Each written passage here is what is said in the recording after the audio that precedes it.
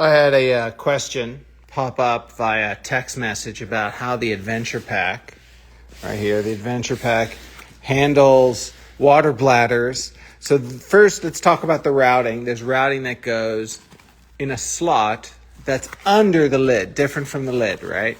So here's the lid, and then there's a little slot right there.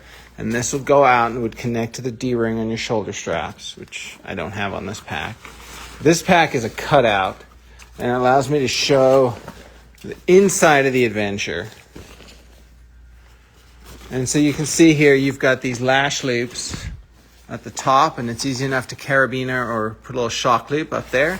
Hang the bladder down and let it be inside the pocket, but just on the inside of the pack.